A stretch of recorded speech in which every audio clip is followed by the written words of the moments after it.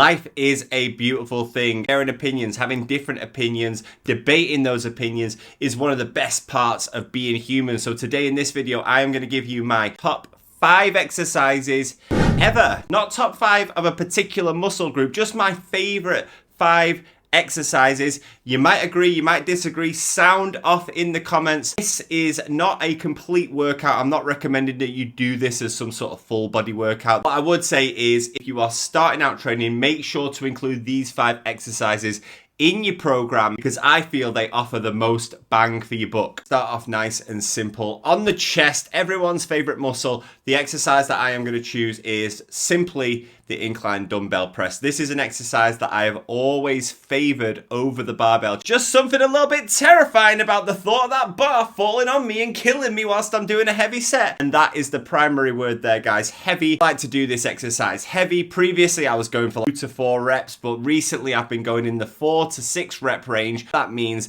is that you're gonna have a little bit of a struggle getting it up. No change there then. And once you get there, after about the 2nd or 3rd rep, every last rep is gonna be a struggle. You go into failure every time to build that sexy upper chest and give you that more aesthetic defined look. That term aesthetic defined look is going to be a bit of a theme of this list, guys. I am going for a lean aesthetic physique. Some people like that look, some people don't. Personally, I've never been interested in getting as hench and big as possible, but I want to look good when I'm naked, and that is why exercise number 2 is going to focus on the often neglected rear delts. We are going to go for a high, wide rear delt row. Now, this is going to hit your whole upper back, but primarily we are going to be looking for a squeeze. I really want to feel that small rear delt muscle pinch. For me, when I started doing these, it really helped to build my entire shoulder up. Previously, I was actually hammering a lot more front delt raises, and when I would stand to the side, I would notice a complete droop forward. Now, they're not perfect nowadays by any stretch of the imagination. Should we whip it out and have a look? But as you can see, guys, starting to get that shape around the back, builds out the entire shoulder and gives you that 3D look. Sticking on the shoulders, guys, because to be honest, I think they are the most important muscle in a well-rounded aesthetic physique. Your shoulders are flat compared to a big chest, a big back, or even big arms. Lose that definition, you're going to lose that shape at the top. I always like to dress oversized before anyone says anything. Oh, you don't even look very big. It's because this shirt is 7XL. But when you whip your shirt off, you're going to want those shoulders to be dominant. Those dominant shoulders, to get those wide shoulders, we're going to focus on the medial delt with some classic dumbbell lateral raises. Now for this exercise, guys, there's so many different ways to approach it. Some people like to go super light and stick to super strict form. Personally, I like to throw in a few heavier sets, a few cheat reps in there, if you will, because that way your muscle gets a bit more accustomed to moving some heavy shit. And as long as you're doing it safely, there's a bit of a juxtaposition for you, cheat reps and safety. As long as you're doing those cheat reps safely and you're in control of that movement, especially at the top, you can really feel that additional pressure on the medial delt head. Just starting off, geezers, I would recommend keeping it light, going for higher reps, nice strict slow form. But if you're at a stage where you want to take your shoulders to the next level, throw a couple of heavier sets in there at the end of your session. I'm not talking crazy heavy, over the weight. Push them back, and see how that works out for you. You're going to feel a great deal of difference. So far, guys, we have got a couple of exercises for the shoulders and the back and one for the chest. Let's go downtown and look at the legs. A question for you. Have you ever been to a gym? Suddenly they've got this new piece of equipment. Tried this piece of equipment before in other gyms, but in this particular gym, this particular version of that piece of equipment, it just seems like it's a match made in heaven. That is how I feel about this V squat machine. Now, I have always loved hack squats. I'm overly interested in getting under some sort of 10,000 kilogram squat. It's never been on the cards for me. The way I live, my lifestyle, it doesn't lend itself to going overly heavy on squats. Plus, I'm getting pretty fucking old, so I don't want to be getting any big injuries that are going to keep me out of action long term. I'll always stick to a safety first approach, especially especially when it comes to training legs. Now, this particular squat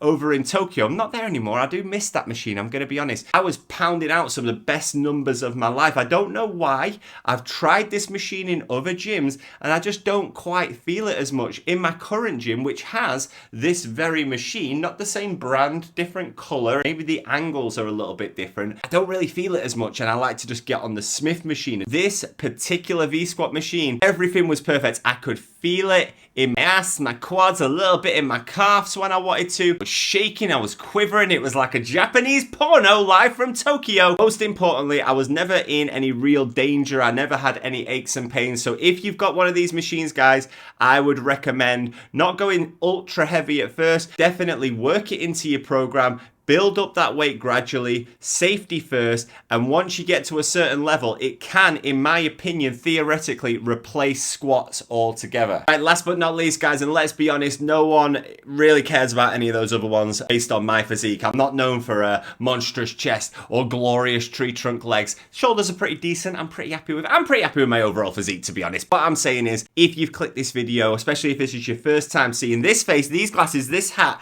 it is probably because I've put some sexy abs on the thumbnail. This specific exercise, guys, is the most out of the box exercise on this list. It is going to be a weighted dip station abdominal push down. I was looking for a way to overload my abs without having to use the cable crunch. I got to a point where kind of plateauing between these two weights. I had this sweet spot. If I went any heavier, it started to pull me, the balance was off, my lower back started to have to do a little bit more work. And if I went any lighter, it just wasn't effective. So I was in this real sweet spot where I'd sort of maxed that exercise out for years and years, but I was looking for a way to really push my abs to the next level, to get that 3D look. And to get that 3D look on your abs, guys, you are going to need to introduce some weighted work. So for this one, you're going to want to get yourself over the pad, get a challenging weight. And to be honest, guys, to start off, you're probably going to want to jump up and then push your whole body to get it down. Now, once you've got it down there, it's all about stabilization. You're going to do that through the core. The core is now engaged. From there, guys,